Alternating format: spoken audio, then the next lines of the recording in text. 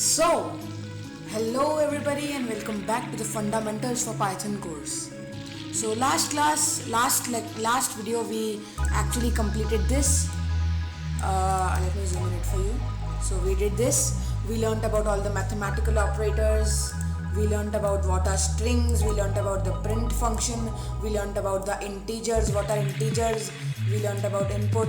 Now last class I told you there is something called floats. Now last video I told that there are three data types.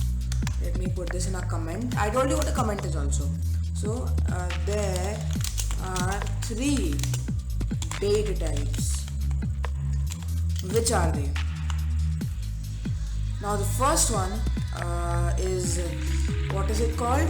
Strings. You understood strings last time. I made you understand integers also last time. Now the last time I told you that there is something also called floats, or I told them that they are decimal point numbers. So what I'll do is I'll put this in the So strings, integers, floats. Now what are integers? Numbers. And what are strings? Anything inside double quotes or single quotes. Now I told you about double quotes and single quotes and triple quotes also. Let me type that also. But I'll tell you difference in this video. But before that, let me make you understand what a float is. So now let's create a new file called second.py, as today is the second video. So in this file, we'll start with what is a float.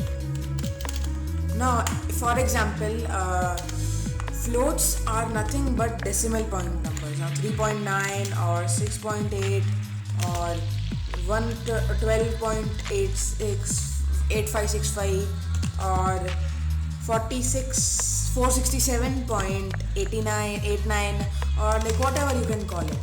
These are floats.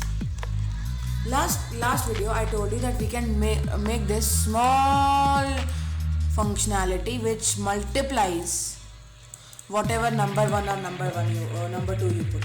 Now if I run this program, so here I get the input for what is number 1. Now if we put 6, then number 2, 3, the answer is supposed to come 6 into 3, which is equal to 18, and we got 18. Now if we run this again, we get number 1, we put 67, then again we put 67, we get 44989, which is the answer to 67 multiplied by 67. So this is how we did it. But there is one more method to make this, write a code for the same functionality. With or without floats. Now you have understood floats, as I told you, like 4 or any float. Now our second concept for today is what is a variable. What is a variable? If you've learnt in mathematics, variable is a random value, but in Python no, variable is not a random value. In Python, variable is to store something. Now variables are related to the second method of doing this same code, just using variables. Now variables are like, now if you have a backpack, if you have for example a backpack, now inside the backpack you put clothes, and you've put makeup, and then you put shoes and socks or anything else you want, your mobile phone, charger or whatever. So now backpack is equal to all these things. Am I right? The backpack is equal. What is backpack? Backpack is equal to your clothes, makeup or shoes, socks, mobile phone, charger or whatever else you want to put. Yes. So backpack is equal to these things. For your understanding, let's imagine as if the backpack is a variable. What's a variable? a variable can contain anything. It can contain integers, or it can contain floats, it can contain strings, it can contain lots of things. It can contain strings, floats, integers, it can contain other values also, which I will be explaining in some time. So a variable can basically contain anything at all. Now for example, let me delete this first. Now, how to create a variable? Now, a variable can be created very easily. It is very easy to create a variable in Python. How? Just define the variable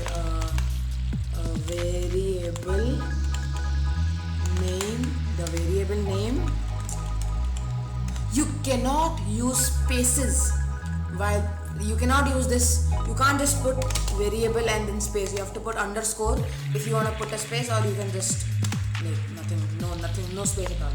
Because if space, then underscore. Why? Because Python does not take spaces as inside one name. They think that both are different. So now whatever variable name you want, then the most important part, you have to put an equal to sign. Okay, only one equal to sign, and then you can put anything. Like if I put some string like this is a string, and then I make another variable which inside I put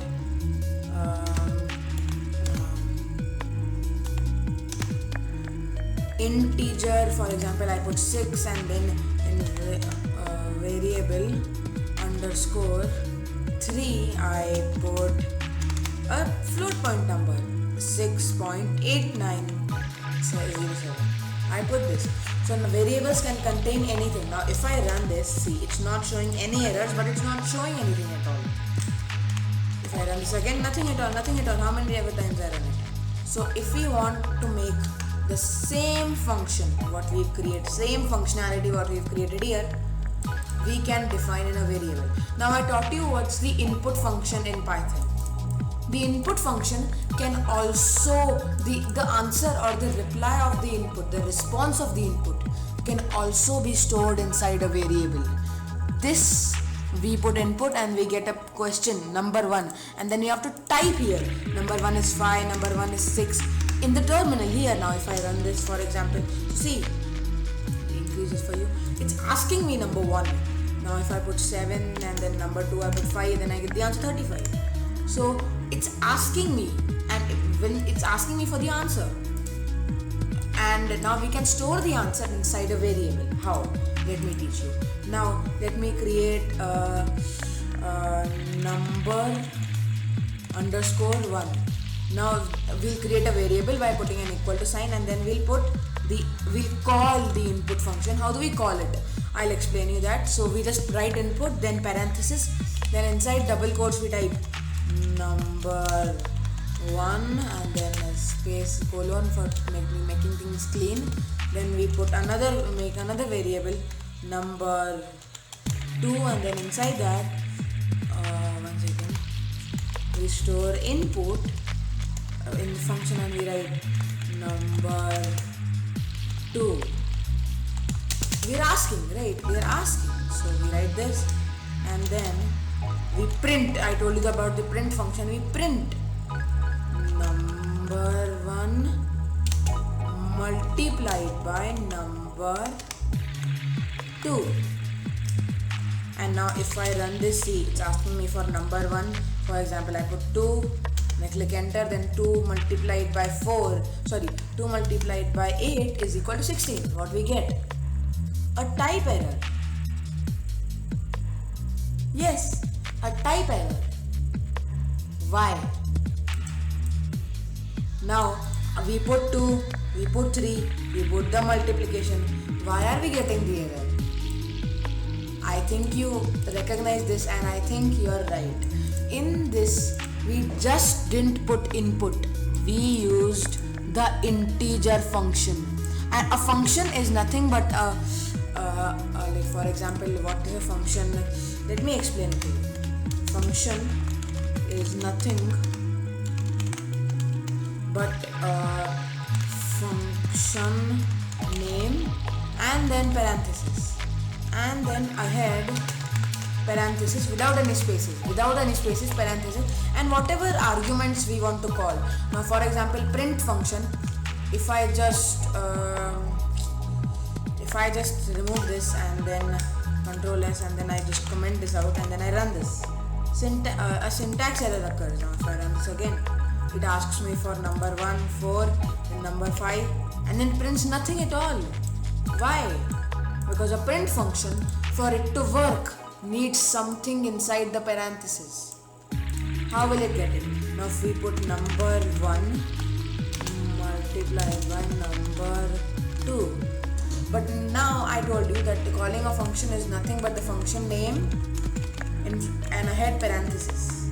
That is how we call it. And inside whatever parameters or whatever supposed to be inside the function is there. So I hope you understood this. Now why was this not working? Yes, because in first.py we use the int function. And how do we use it here? Same thing.